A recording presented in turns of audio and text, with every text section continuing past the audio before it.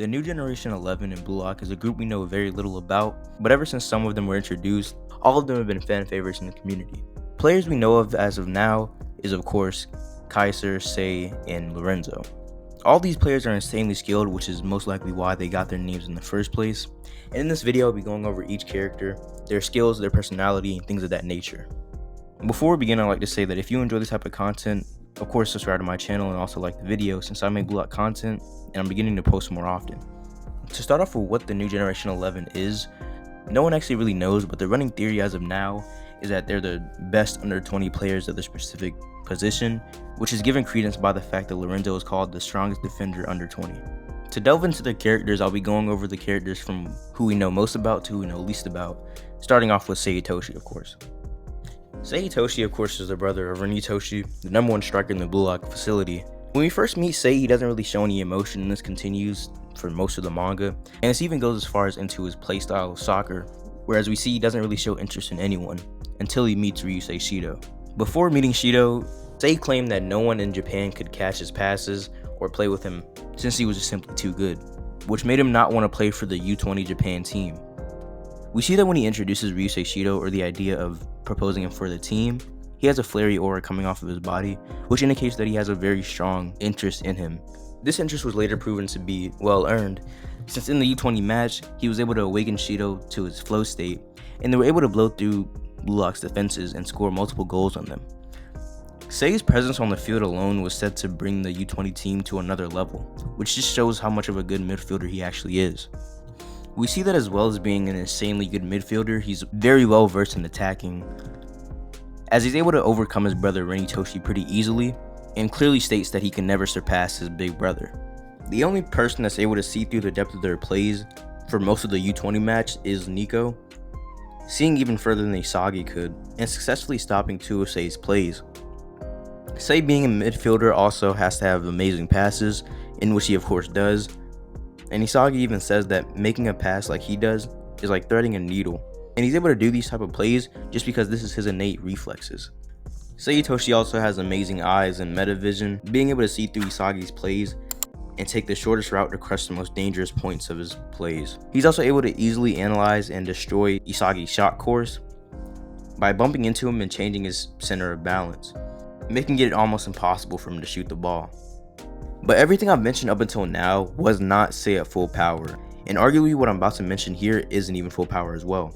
But in the U20 match, Say does raise his level to adjust to Baro coming on the field and changing the tides of the battle. He goes into a different style of soccer and begins going through the defense to increase his passing options instead of playing passively like it was up until now. Isagi even goes as far as saying that his abilities are unfathomable.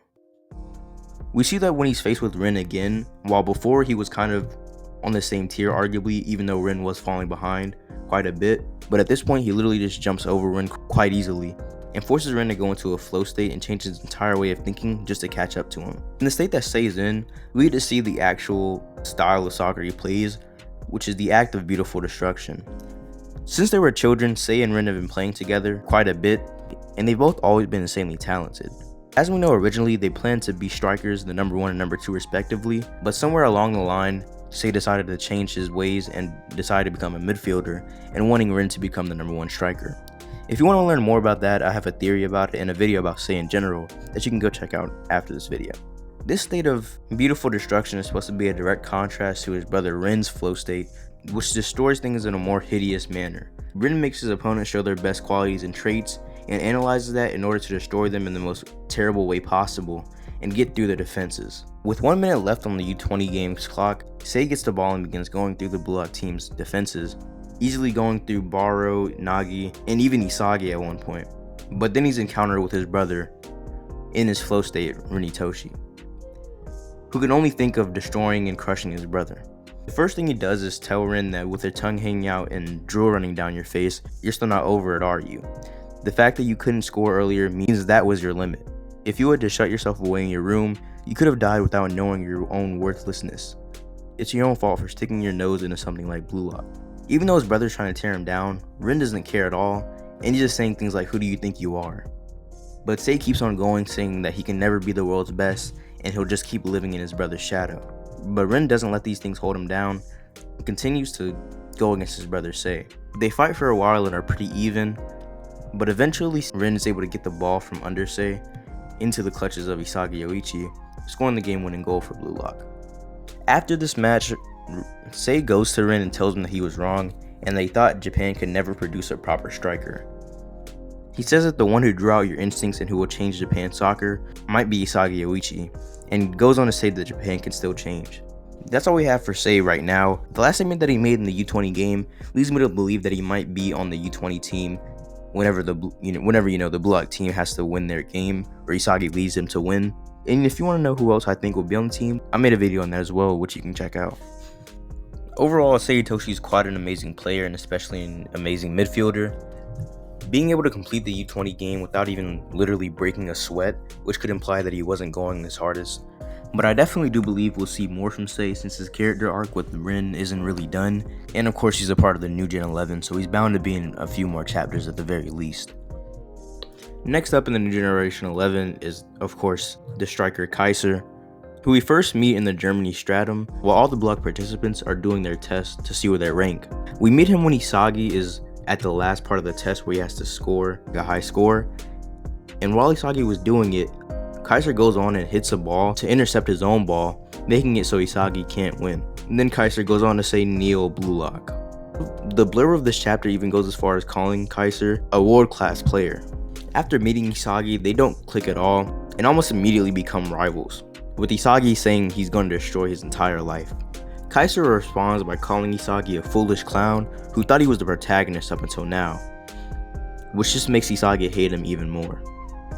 And the cherry on top is that because he got caught up by Kaiser, he ended up ranking last and not clearing the training at all. And after that, we see that Kaiser ranked number 1. The first show of Kaiser's on the field skill is in the match against Spain, where Kaiser begins playing with Ness, going through the defense, and while Isagi's watching, he says it's almost like he's embodying Isagi's ideal movements. Kaiser then gains the ball, but is encountered by 2 defenders, with one being Bashira, but is able to score the goal quickly with the Kaiser impact, showing Isagi that he didn't only embody his ideal form, but he surpasses it.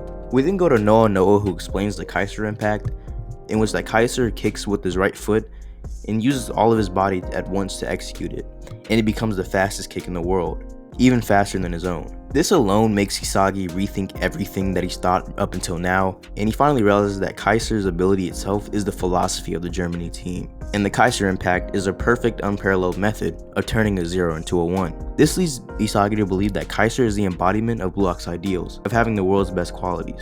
Later on, right before the Mannheim City match, we get to see that Kaiser was chosen for the starting center forward for the Germany team, and we get to see his stat layout.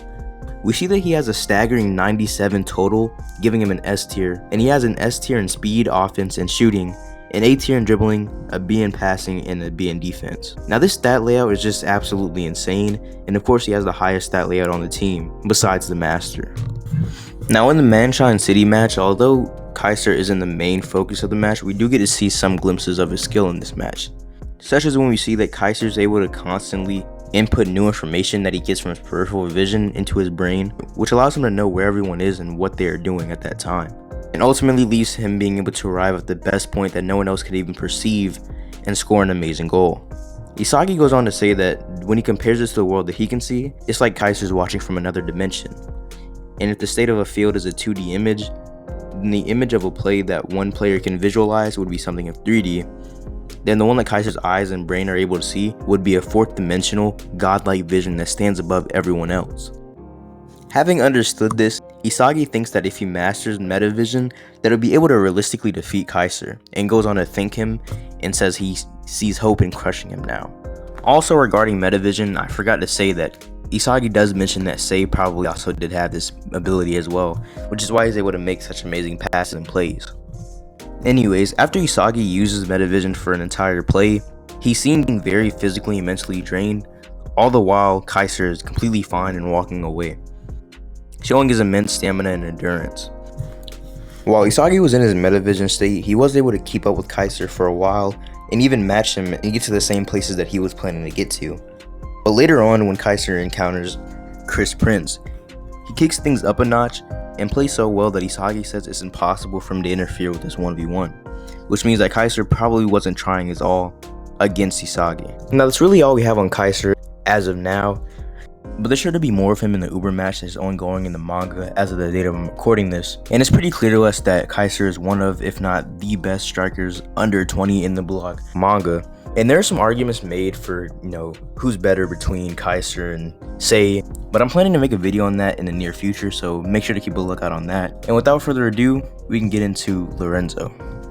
Now, Lorenzo is a player we've only been introduced to in the, most recent chapters of the manga as the Uber team's defender. Now, something we see about Lorenzo even before he plays the game is that in the formation that they're playing, Lorenzo is smack dab in the middle of defense over someone like Aiku, who was supposed to be the best defender in Japan's U20 team, which would imply, of course, that he's above Aiku in defensive stats. In the next chapter, after Kaiser makes space for an attack and an unpredictable one-shot kill Blitzkrieg on the Uber's team, Lorenzo comes out of completely nowhere and just says, "Yo, Michael, so you're worth 30 million now. Guess that makes you the ace." And stopping and cutting off his pass with pinpoint accuracy, with Hisagi calling him the heartbeat of Uber's defense, Don Lorenzo the Ace Eater. Now, the ending blurb of this chapter says that Lorenzo is the generation's strongest defender, which again goes with the interpretation that he's supposed to be better than Aiku. The beginning of the next chapter once again says he's the strongest defender of the generation, but his skill doesn't stop there. Hisagi goes on to call him the U20 world's strongest center back, and Lorenzo goes to talk to Kaiser, saying that if he shuts him down, that means that he'll be worth more than 300 million. And Kaiser responds, as always, "You're a creepy gold-toothed loan shark who only sees people as money." Lorenzo responds by saying, "Well, duh, the saying there's nothing in this world that money can't buy is true, isn't it?" And he begins pointing at the block players, calling out all their salaries, and says, "Time to devour them all, Ubers, ready to counter." He begins going through their defense and blows through them quite easily, with Raichi saying that he can't read a center of gravity and his upper and lower body are moving in totally different directions, and calling him some kind of zombie. He continues going through and sends the field into a state of total confusion, allowing Shoei Baro to come out of nowhere and almost accept a pass from him, if not for Isagi Yoichi intercepting it. With Lorenzo then saying, "Is this guy seriously only worth 50 million?" And that's literally all we have for Lorenzo as of now. Things to point out about him in the recent chapters is that he has an aura of mouths and a mouth tattoo on the nape of his neck, which goes with his narrative of being an ace eater.